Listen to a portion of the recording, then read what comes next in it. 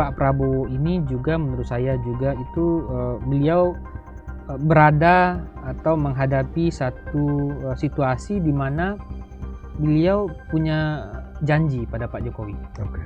Janjinya tentu adalah melanjutkan program-program strategis nasional. Ya.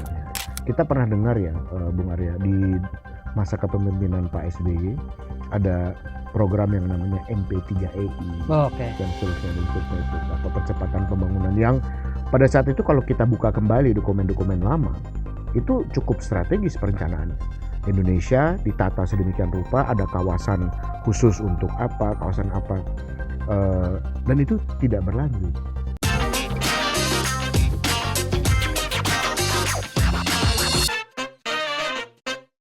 Arya Fernandes, terima kasih sudah mau hadir di tempat kami. Terima kasih Pak Abe. Sama-sama. Ini channel PSG namanya. Yap. PSG itu Political Strategy Group. Dan di setiap sesi kita, gue harus selalu mengingatkan bahwa PSG itu adalah Political Strategy Group, bukan Prabowo Subianto Gibran. Karena banyak orang yang tanya juga. Bajunya udah cocok nih kayaknya. Warna baju udah cocok. Iya. Oh iya ya, udah siap-siap nih hari ini. Bro Arya, terima kasih udah datang. Kita terakhir ini banyak sekali ya isu-isu yang bisa kita obrolkan gitu. Tapi dari berbagai isu yang menarik, kita tahu ya ada kebocoran data, lalu ada ketua KPU kita juga yang baru diberhentikan karena masalah, boleh dikatakan masalah asusila gitu, masalah etika moralitas ya. Yep. Tapi terlepas dari masalah-masalah yang sekarang lagi mengemuka gitu ya, yang gue pengen banget obrolin sama lo, that I really want to steal your mind, itu adalah tentang transisi. Yep. Karena ini adalah tema yang tidak akan hilang lah gitu ya, dan sampai presiden terpilih nanti dilantik di 20 Oktober dan tentunya pengumuman kabinet, yang biasanya pengumuman kabinet itu biasanya sih semingguan lah setelah 20 Oktober itu. Yep. In your opinion, Bung Arya, transisi ini dari 10 tahun Pak Jokowi, 10 tahun yang sebelumnya, masalahnya kita hanya baru punya pengalaman satu kali. Yang genap 10 tahun ya. Dari Pak Jokowi ke Pak SBY ke Pak Jokowi, lalu sekarang dari Pak Jokowi ke Pak Prabowo. What's your take on this current transition, Bung? Baik, Pak Abe. Saya kira gini. Gue jadi tegang ada Arya Fernandes di sini. Saya kira Pak Prabowo memulai dengan ekspektasi publik yang tinggi. Ya. Mulai dengan ekspektasi publik yang tinggi. Karena beliau mendapatkan 58% suara, yang perolehan suaranya mungkin paling besar, bukan mungkin ya, paling besar sejak presiden terpilih pertama dalam pemilihan langsung yang mendapatkan suara di atas 58. Ya. Pak SBY di periode pertama tidak sampai segitu. Ya. Pak Jokowi juga sekitar 55%. Ya. Tapi Pak Prabowo memulai dengan angka yang menurut saya cukup besar, ya, 58%. Itu yang pertama. Jadi menurut saya karena ekspektasi publik yang tinggi, tentu dalam pandangan saya Pak Prabowo dan tim itu akan menyiapkan betul supaya bagaimana transisi ini dan 100 hari pertama yang biasanya orang sering gunakan sebagai indikator untuk melihat apakah kepercayaan publik dan kepercayaan bisnis itu tinggi atau tidak. Gitu. Itu yang pertama. Yang kedua, menurut saya juga Pak Prabowo sudah membayangkan atau memulai proses dalam kepemimpinan nasional itu sejak tahun 2009. Ketika saat itu beliau maju sebagai calon wakil presiden dari Ibu Mega. 2009 ya. 2014 taruh dengan Pak Jokowi dan 2019 lalu 2024. Jadi kita bisa bayangkan bagaimana seseorang yang sudah memimpikan untuk bisa menjadi pemimpin nasional dalam jangka waktu yang panjang, terus tiba-tiba di 2024 mendapatkan kesempatan emas ya, kesempatan emas untuk memimpin. Akhirnya. Jadi kita bisa bayangkan bagaimana dalam rentang waktu yang panjang itu tentu beliau menghadapi atau mengalami suatu diskursus di internalnya, gitu ya, di dirinya untuk bagaimana membangun Indonesia ke depan.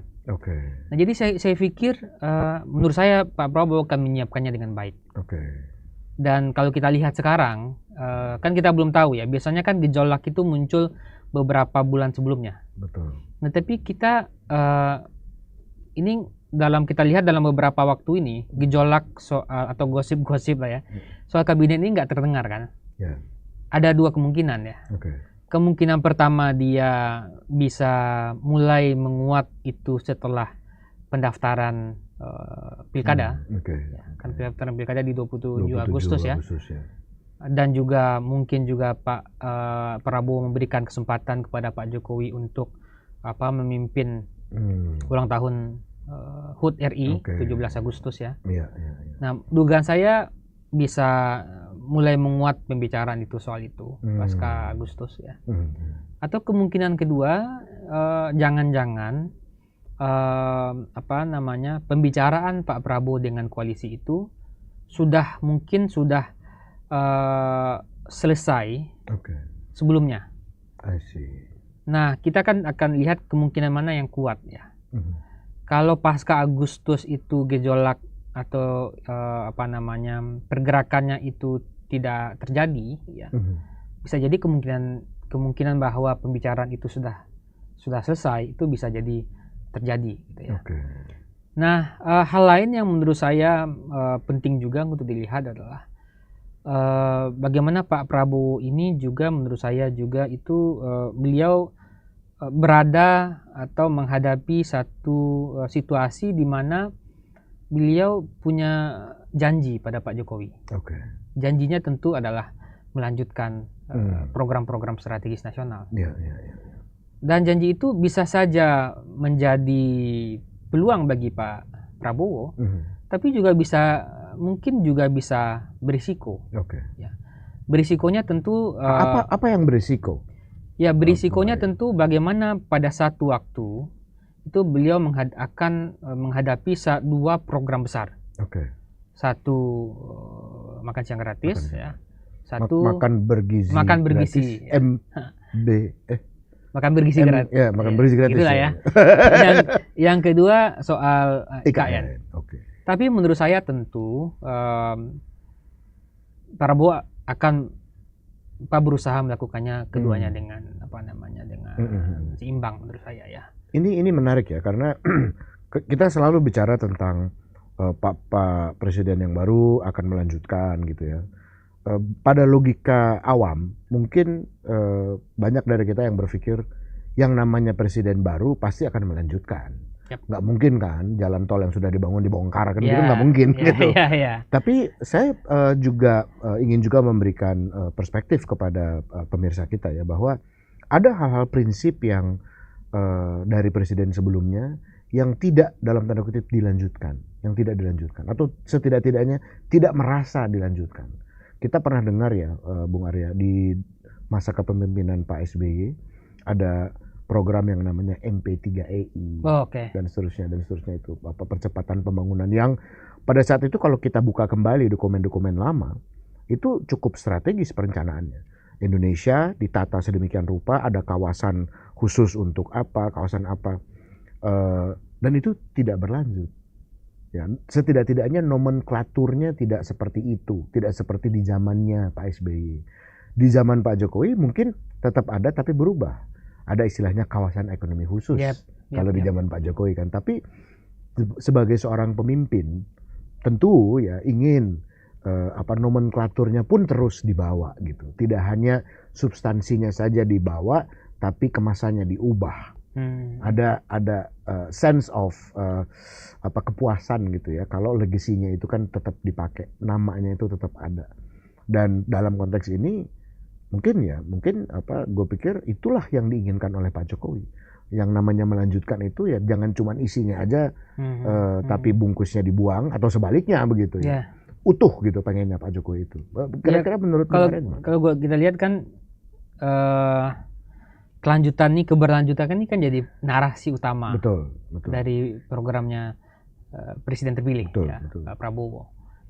Jadi dugaan saya mungkin ya sebagian besar dari program-program baik di masanya Pak Jokowi terus mungkin akan diteruskan gitu ya. Hmm.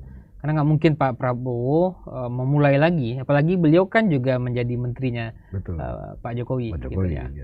Jadi mungkin sebagian besar akan tetap meskipun ada constraint juga soal budget constraint gitu ya. Bagaimana nanti DPR bersama pemerintah itu kita cek, terutama kita bisa cek di Agustus ya. Di Agustus itu kan penyampaian nota keuangan negara ya. Dan Presiden berpidato dan akan diketok palu soal RAPBN-nya. Nah, disitulah kita bisa melihat apakah bagaimana arah kebijakan pemerintahan baru ke depan. Karena itu semacam indikator ya untuk melihat prioritas-prioritas kebijakan yang akan dilakukan. Makanya Pak, untuk melakukan itu, makanya sekarang di sisinya Pak Prabowo itu, kalau kita lihat di media massa kan mulai muncul tim transisi ya, tim sinkronisasi yang memang melakukan tugas untuk roadshow, terutama ke Menteri Keuangan karena terkait soal anggarannya. Nah, jadi saya melihat memang titik awalnya itu adalah soal itu. Yang kedua, yang menurut saya penting juga adalah soal stabilitas di parlemen ya.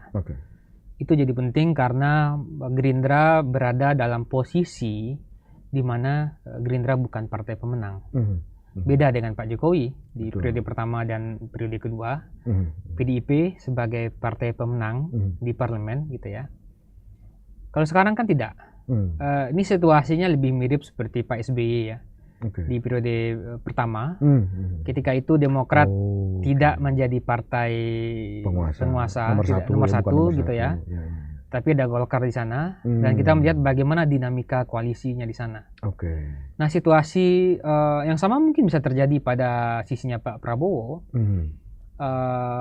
Tapi untuk itu makanya penting untuk memastikan bagaimana di sisi Gerindranya memastikan koalisinya bisa solid, bisa berdisiplin dengan baik ya.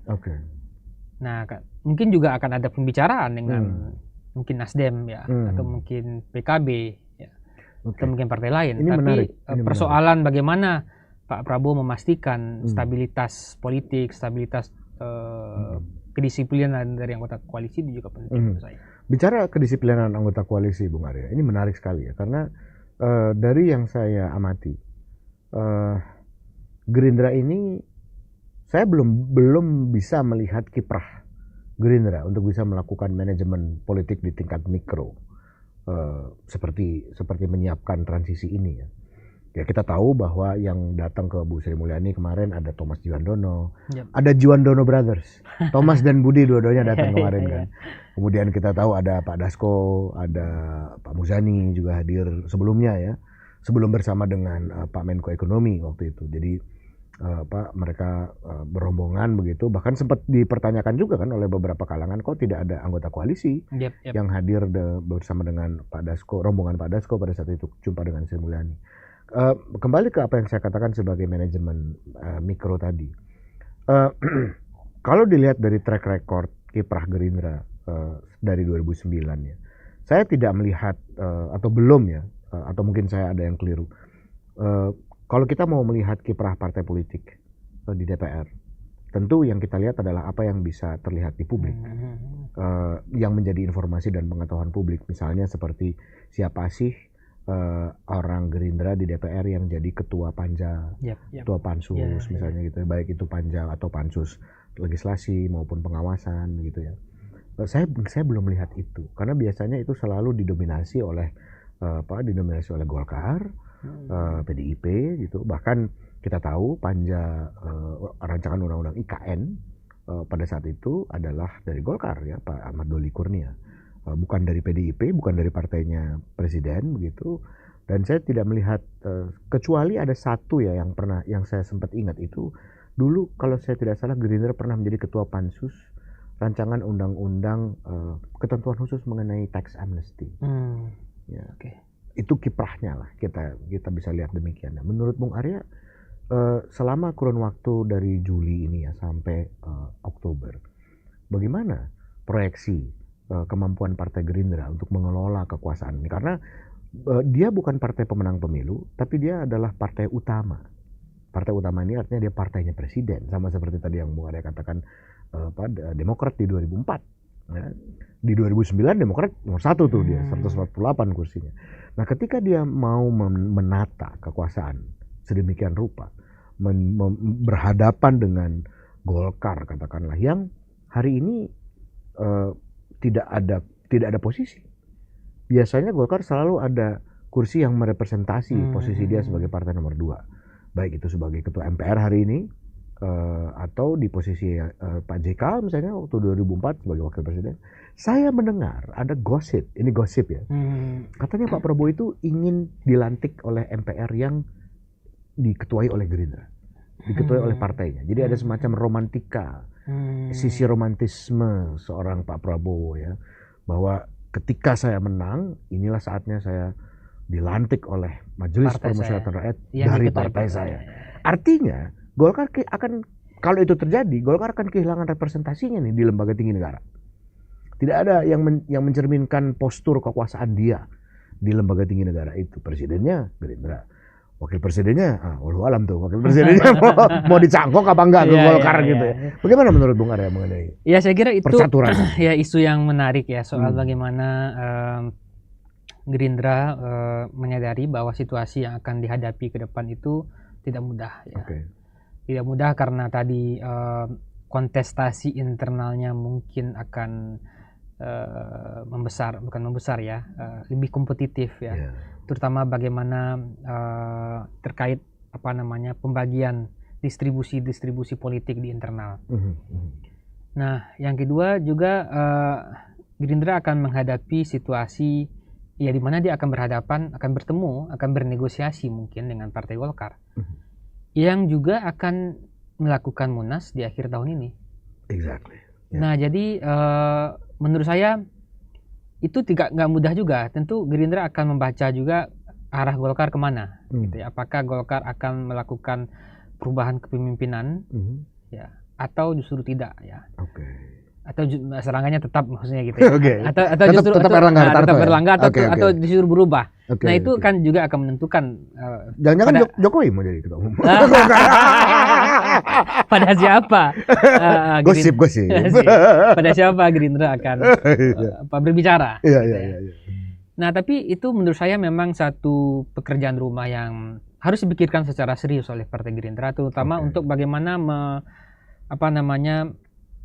quote unquote membagi membagi tugas-tugas politik gitu ya, sehingga itu tidak kemudian terkonsentrasi pada satu atau beberapa orang. Kekuatan Golkar itu menurut saya adalah selain karena di internal itu ada mekanisme yang terbuka untuk membicarakan banyak kebijakan dan keputusan-keputusan politik ya, yang mungkin tidak banyak ditemui di partai lain. Nah, Gerindra menurut saya mungkin pelan-pelan juga harus membagi porsi-porsi kekuasaan itu, sehingga dia nggak numpuk pada satu orang, pada beberapa orang, sehingga dengan begitu muncullah elit-elit atau kader-kader yang dapat punya punya level lobby yang sama juga. Gitu ya. Nah, itu memang harus dipikirkan oleh Gerindra, kalau nggak akan susah nanti menghadapi situasi yang kompleks. Posisinya gitu ya, antara ini saya ini partainya presiden. Anggota koalisi saya memang ada yang nomor 2 gitu ya, saya nomor 3, tapi I am the main political party dalam konteks pengelolaan kekuasaan ini gitu ya. Nah, ini menarik nih Bung Arya, karena saya tadi menyebutkan ya bahwa yang ketemu sama Bu Sri Mulyani press conference bareng dengan Pak Erlangga Hartarto, Menko Ekonomi, itu adalah Juandono Brothers. Nah, dan kita tahu kalau di luar sana kan ada gosip-gosip lah ya. Katanya ada Saraswati Djokrotadirman juga katanya rame-rame dibicarakan juga sebagai calon menteri. Ini saya jadi ingat yang pernah Bung Arya teliti tentang politik dinasti. Pada saat itu Bung Arya meneliti tentang politik dinasti di DPR. Di DPR ya. Dan itu luar biasa sekali. Penelitiannya begitu komprehensif, thorough, tapi sekaligus concise. Dalam less than 40 pages, ya, kurang dari 40 halaman, sudah bisa menjabarkan tentang politik dinasti di DPR. Nah, kaitannya dengan eksekutif nih. Tadi yang saya sebut ya, kok ada Jiwandono Brothers yang peranannya meningkat. Ini dari penelitian Bung Arya kan di DPR. Tapi nyampe juga ke eksekutif nih. Kayaknya bau-baunya juga kelihatan. Bau-baunya nyampe nih. Udah kecium nih. Udah kecium gitu. Dan mungkin juga akan berkembang di pilkada juga. Oh jelas. Nah kalau di nasional itu kalau kita lihat angkanya itu kan 138 dari 580. Itu terasosiasi dengan 138 dari 580. 580. Itu sekitar 20-an persen ya. 20% ya. Ya. Hampir seperempat ya. Oke. Jadi 20% tuh arisan tuh nanti di situ. Iya ada yang ya gitu ya. Jadi dan itu ada yang jadi dia berkembang menurut saya dengan cepat gitu. Bahkan di luar prediksi saya bagaimana prediksi kita lah ya bagaimana pertumbuhan dan evolusi politik dinasti ini berkembang dengan cepat. Banyak riset yang sudah melakukannya ya. Tapi saya melihat juga mungkin karena faktor bisa jadi dia berkembang karena kesempatan politik itu nggak setara. Nggak setara dalam arti misalnya tidak ada standar yang jelas soal untuk kasus DPR RI ya. Tidak ada standar yang jelas soal bagaimana seseorang bisa dicalonkan. Apa syaratnya? Apakah ada ketentuan dia harus beberapa bulan dulu menjadi anggota untuk periode waktu tertentu jadi anggota partai baru dia bisa dicalonkan? Atau apakah dia pernah menjadi pengurus partai dulu sebelum dia dicalonkan? Itu di hampir semua partai tidak ada standarisasinya, sehingga itu menyebabkan kesempatan politik menjadi tidak setara. Jadi hanya orang yang dekat dengan kekuasaan, elit dari dinasti, punya kapital, yang kemudian bisa mengakses atau bisa punya peluang yang besar untuk dicalonkan dalam jabatan-jabatan politik. Tadinya Bung Arya, saya tadinya berpikir, saya melihat Mbak Puan Maharani ya. Mbak Puan Maharani itu baru menjadi anggota DPR, maju sebagai calon anggota DPR itu, saya kalau nggak salah ya, tahun 2009. Ya. Dan ketika terpilih menjadi anggota DPR, beliau tidak langsung jadi ketua fraksi loh. Beliau jadi anggota biasa dulu gitu ya, baru kemudian setelah sekian tahun, kalau saya nggak salah 2 tahunan begitu baru menjadi ketua fraksi. Lalu 2014 menjadi terpilih, tapi kemudian menjadi Menko PMK ya. Saya sangat kagum terus terang dengan trajektori karir politiknya Mbak Puan. Jadi ketika membaca risetnya SAS ini, saya teringat Mbak Puan gitu. Karena andai kata saja Mbak Puan tahun 99, ketika PDIP lagi puncak-puncak jaya-jayanya gitu. Kalau beliau ikut, mungkin pastilah beliau duduk tuh pasti. 2004 juga begitu, tapi enggak. Beliau tunggu sampai 2009. Ya, PDIP memang agak beda ya. Dalam hal kaderisasi kita melihat punya keunikan ya. Jadi dia menyiapkan betul, dia melakukan proses kaderisasi yang ketat ya. Ada sekolah kadernya juga. Ada sekolah kader. Ada sekolah calon kepala daerahnya juga. Jadi PDIP harus kita lihat sebagai satu partai yang memang serius melakukan kaderisasi, event kepada Mbak Puan sendiri yang memang udah terah Bung Karno. Gitu ya, yang secara otomatis lah ya. Tapi disuruh nunggu 2 pemilu suruh nunggu. Jadi menurut saya PDIP patut kita beri apresiasi untuk itu ya. Jadi tapi kalau terkait perempuan ini kita juga melihat memang kalau kita lihat sejak pemilu pertama ya 2099 ya. Pemilu reformasi. 2004, 2009 segala macam itu tren anggota DPR perempuan itu memang trennya naik ya. Bisa jadi sebabnya karena ada afirmasi politik 30% kepengurusan dan pencalonan. Tapi ada sebab lain menurut saya. Karena dinasti 58 dari 127 perempuan. Ini dinasti semua. Jadi kontribusinya juga mungkin disumbang karena dari situ juga. Ini menarik sekali nih pendekatannya Bung Arya. Karena tadi saya menyampaikan betapa saya kagum ya dengan keputusan PDIP terhadap Puan Maharani. Tapi saya belum selesai, Bung Arya. Ada Mbak Pinka. Masuk ternyata dia 2024 ini. Ya, jadi cukup banyak ya.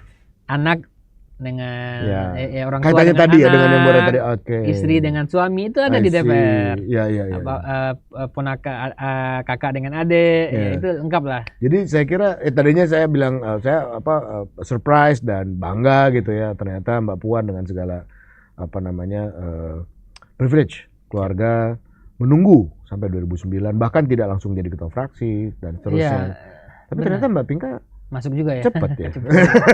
Tidak meniru trajektori ibunya gitu ya. Tapi ya mungkin itu adalah kebijakan afirmasi untuk menambah perempuan di DPR ya. Ya, tapi akhirnya gini, partai kan sistem itu open list ya, proporsional terbuka.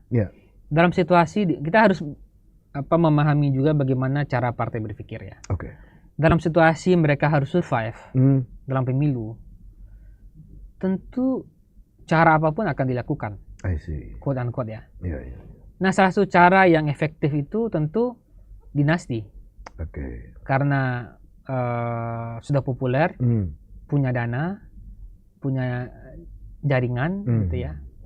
Nah, jadi akhirnya partai melihat ya nggak apa-apa lah dia mungkin pada satu daerah pemilihan atau dua daerah toh nggak semua gitu ya mendukung calon dari dinasti supaya dia bisa mengamankan kursinya gitu ya. Mungkin pada satu daerah pemilihan ini partai nggak pernah dapat suara, nggak pernah dapat kursi, mungkin dalam 2-3 kali pemilu. Tapi dia melihat ada peluang nih, ini kalau saya calonkan dinasti atau dari mantan. Makanya kan banyak banyak fenomena itu kalau di bola itu transfer pemain ya.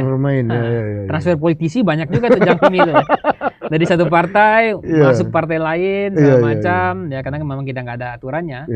Nah, kemudian mungkin kalau dia jadi Golkar digolkarkan atau digirindrakan atau di PDIP kan ya. Model seperti naturalisasi. Ya. Cukup banyak ya. Nah, kemudian partai lihat peluang nih, kayaknya kalau dukung anak dari bupati ini nih kita akan dapat kursi ini. Akhirnya partai berpikir lebih pragmatis seperti itu. Jadi akhirnya menjadi bagian dari strategi politik ya. Akhirnya strategi elektoral dan menurut saya mungkin dalam kondisi seperti ini memang agak susah kita melihat bagaimana membatasi dinasti itu. Karena ada satu usaha untuk melakukan itu. Dan ini sebenarnya sudah banyak juga dilakukan di negara-negara Amerika Latin ya. Yang sudah mulai mengaturnya sejak tahun mungkin 1938, 1940 ya. Bagaimana mengatur harus ada penjedaan. Satu periode mungkin atau mungkin 1 tahun atau 1 periode pemilu biasanya ya.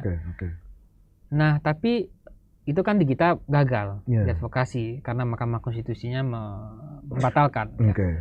Nah, lantas bagaimana caranya? Caranya menurut saya adalah standarisasi SOP, mekanisme pencalonannya yang dibikin lebih setara di partainya. Jadi mau seseorang itu dari dinasti, mau dari non dinasti, kalau dia mau maju pilkada, kalau dia mau maju anggota DPR, dia harus melewati proses yang sama dengan orang lain. Misalnya kalau dia ada syaratnya itu harus beberapa tahun jadi anggota partai, dia harus jadi anggota partai. Harus jadi kader dulu. Harus jadi kader dulu. Nggak ujuk-ujuk misalnya dia bisa mencalonkan, bisa begini, bisa begitu. Itu cara yang menurut saya mungkin bisa diadopsi. Nah, tapi menurut Bung Arya salahkah politik dinasti itu? Nah, ini debat yang panjang.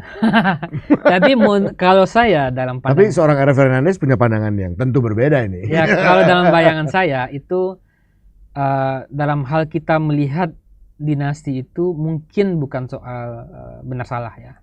Tapi bagaimana menyediakan ruang politik yang setara bagi siapapun. Apakah dia dari dinasti, apakah dia dari non dinasti, politiknya harus setara. Setara dalam hal pencalonan. Dalam hal pembiayaan politik. Nah, selama ini kan elit dari dinasti mendapatkan keuntungan karena mungkin dia anak dari pejabat politik, mungkin anak dari pimpinan partai. Ada kepastian sumber daya. Kepastian sumber daya. Dia mungkin dipertimbangkan karena logistiknya kuat. Nah, tapi kalau kita bisa benahi ini, standarisasi pencalonannya sama semua, mau siapa enggak, pembiayaan politik semuanya sama, sehingga orang nggak punya privilege lagi, mau dia dari dinasti atau enggak. Dia sama-sama terbuka kesempatannya. Menurut saya begitu. Kalau untuk sekarang menurut saya untuk menuju ke sana ya, untuk membangkitkan, untuk menumbuhkan kesadaran atau panggilan publik bagi partai-partai politik ini untuk bisa mengatur pencalonannya sehingga setara dalam konteks ya mau anaknya siapapun silahkan masuk. Tapi kemudian treatmentnya harus adil. Harus sama. Sementara itu belum terjadi dan kita tentu akan terus sama-sama kita dorong itu untuk bisa membangkitkan kesadaran kolektif dari para partai-partai ini. Sementara ini apa yang bisa dilakukan oleh mereka-mereka yang sudah keburu duduk tuh di DPR? How to convince the public that saya bisa gitu. Ya, jadi gini menurut saya, satu lagi poin yang saya lupa ya. Ini efeknya apa? Efeknya adalah kalau kita nggak benahi ini, itu terjadi demotivasi orang untuk gabung partai. Karena orang berpikir, apa insentif dia gabung partai? Apa insentifnya jadi kader partai? Gitu ya. Misalnya kita mau gabung dari jadi partai politik tertentu, apa kepastian karir apa yang bisa dilakukan gitu ya? Kalau seorang Akpol atau Akmil, ketika dia selesai pendidikan di Magelang atau di mana tuh, kalau Akpol di Semarang, dia udah bayangkan dia paling enggak itu 1 bintang. Paling enggak itu ya. Tapi kalau seorang aktivis masuk jadi partai politik, belum tentu dia bisa jadi sekjen partai. Atau dipencalekan ya. Kalau daftar calonnya ada 10, jangan-jangan saya nomor 10, saya nomor 8 gitu. Yang atas-atas tuh yang punya kans lebih baik gitu, meskipun sekarang nggak terlalu jaminan ya nomor-nomor itu, tapi itu kan simbol. Benar. Simbol penerimaan dari seorang sosok di dalam partai tersebut gitu ya. Tapi balik lagi pada pertanyaan Pak Abe tadi ya, menurut saya penting juga kalau kita lihat dari sisi dinasti ini kan umumnya kebanyakan itu dari sisi pendidikan itu punya pendidikan yang baik. Beberapa tamatan luar negeri gitu ya. Beberapa mungkin penguasaan pengetahuannya cukup bagus gitu ya. Jadi menurut saya mungkin kita harus challenge anggota DPR dari dinasti untuk mereka bisa menunjukkan mengapa mereka spesial gitu. Itu saya kira yang paling ditunggu publik, paling dekat ya untuk bisa dijawab oleh mereka, paling ditunggu oleh publik. Dan saya berpikir juga misalnya kan banyak sekali orang membandingkan di Amerika nggak ada masalah, di banyak negara lain nggak ada masalah. Ya nggak ada masalah. Tapi mereka kemudian punya panggilan publik juga untuk minimal kinerjanya dia di DPR transparan, terbuka. Orang mau menghubungi dia mudah. Ya, artinya baik itu pemangku kepentingan kebijakan, konstituen, itu akhirnya menjadi gampang gitu. Karena kita lihat ada beberapa contoh kasus juga yang baik ya, misalnya dalam hal Putri Komarudin. Itu kan muda, anak dari Pak Akom gitu ya. Kang Ade. Tapi punya kinerja yang cukup baik, bagus gitu ya. Terlibat pada beberapa isu-isu strategis di DPR. Betul. Dan ada beberapa nama-nama lain juga yang menurut saya oke juga. Iya. Dan terbuka gitu. Dan yang paling penting lagi ya bagaimana yang bersangkutan bisa sebetulnya sederhana kok. Just do their job. Gitu kan sebagai anggota DPR. Karena terlalu banyak yang tidak transparan dan akuntabel dalam kinerjanya. Jadi kalau ada yang melakukan pekerjaannya dengan baik itu dianggapnya udah bagus gitu. Padahal they're just doing their job gitu ya. Itu emang kerjaannya ya. Itu kerjaannya gitu. Ya to be honest ya jujur aja nggak terlalu istimewa juga gitu. Karena terlalu banyak yang jelek gitu. Jadi akhirnya ketika ada 1-2 yang they're just doing their simple job, their simple task, their simple duty, akhirnya jadi kelihatan menonjol gitu ya. Pertanyaan terakhir Bung Arya, saya kurang dari 1 jam tuh kurang banget ngobrol sama lo nih bro. Harus mampir lagi ya sini lagi ya. Oh siap. Kan dengan isu yang berbeda. Dengan isu yang pastinya berbeda. Pertanyaan terakhir ini kembali lagi kepada pembicaraan kita tentang transisi ya. Peran wakil presiden. Sedikit saja mungkin bisa Bung Arya sampaikan. Karena di periode-periode lalu kalau banyak ya orang dari pemberitaan juga, dari gosip-gosip antar teman juga misalnya gitu ya, mendengar bahwa ini Pak Wapres ini juga berperan dalam transisi, ada beberapa nama-nama yang juga terlibat dan ada portofolio tertentu yang mungkin kita bisa baca. Nah ini Ini yang mau saya tanya. Perannya wakil presiden satu, dan kedua adalah sebagai teaser selanjutnya nih untuk episode kita selanjutnya. Tadi berbicara mengenai anggaran pagu indikatif ya. Gue ngelihat banyak banget nih yang menarik ya. Setidaknya ada 2 kementerian yang gue lihat pemotongan anggarannya cukup dramatis, yaitu PUPR. Itu pemotong anggarannya itu kalau nggak salah sampai 53%. Dan Di Kemenparekraf berikutnya yang sekarang ini 2025. 2025. Iya. Kemenparekraf itu dipotong anggarannya dari 3,5 triliun menjadi tinggal 1,7. Waduh. Akhirnya jadi pertanyaan, karena tim transisinya atau apapun itu nggak transparan, akhirnya ketika ada indikasi-indikasi seperti itu, gue pribadi ya bertanya-tanya gitu, apakah ini tanda bahwa kementerian ini akan dipisah? Karena kita lihat anggarannya, apalagi kalau kita lihat lebih dalam lagi, bro. Ada program dukungan manajemen, ada anggaran dukungan manajemen, ada anggaran program, gitu. Ketika anggaran kalau kita lihat jerawannya tuh, ketika program dukungan manajemennya juga ternyata dikurangin besar gitu, kan akhirnya jadi pertanyaan, oh jangan-jangan ini mau siap-siap mau dibelah nih kementerian gitu. Karena kita ngelihat dari indikasi-indikasi itu, hubungannya dengan Wapres apa?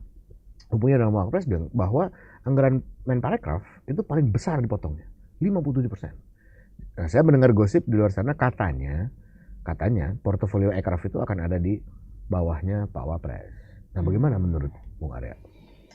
Ya, Pak Cawapres ini memang harus dilihat beliau tangannya Pak Jokowi di pemerintahan berikutnya. Ya. Jadi pada harus titik dilihat mana seperti itu, ya? harus dilihat seperti itu. Jadi pada titik manapun menurut saya dia akan diberikan kemenangan. Nah, itu yang pertama. Yang kedua menurut saya, kalau kita mengacu pada Pak JK dan Pak Budiono dan Pak Maruf Amin, sepertinya agak sulit bagi Cawapres untuk bisa lebih aktif, lebih punya power kalau dia bukan representasi dari partai tertentu. Pak JK karena dia Golkar, dia jadi lebih punya pede lah gitu. Pede, punya kekuatan gitu ya. Iya. Pak Maruf Amin, Pak Budiono mungkin karena juga di periode kedua ya. Betul. Tapi kalau kita lihat, kalau Pak Gibran misalnya tidak ada representasi partai gitu ya, hanya mengandalkan dari sisinya Pak Jokowi, menurut saya akan susah juga. Karena dia akan berhadapan dengan para menko-menko yang ketua umum partai. Iya. Sementara pada saat yang sama Pak Jokowi bukan lagi presiden ketika beliau sudah dilantik. Dan situasi itu akan terasa sekali ya. Berubah. Begitu Pak Prabowo dilantik, di situ akan terasa sekali itu. Ya. Jadi makanya saya kira dalam kasus Undang-Undang DKI Jakarta kan sudah ada skenario juga untuk bagaimana menempatkan Wapres itu sebagai penanggung jawab untuk itu kan Mega City itu ya. Dewan khusus. Ya, aglomerasi. Dewan aglomerasi ya, betul. Itu pasti di bawah Wapres ya, atau di undang-undangnya masih kosong kayak saya baca ya. Atau kalau saya nggak salah terakhir diganti ditentukan presiden. Ya. Jadi ini luar biasa nih Gibran, apa ininya ya. So kita tunggulah. I will definitely ask you for the next episode tentang 2 hal tadi. Siap. Gibran ini paling menarik, Pak. Terima kasih Bung Arya Fernandes atas waktunya. My pleasure. See you in the next episode ya. See you too. Thank you.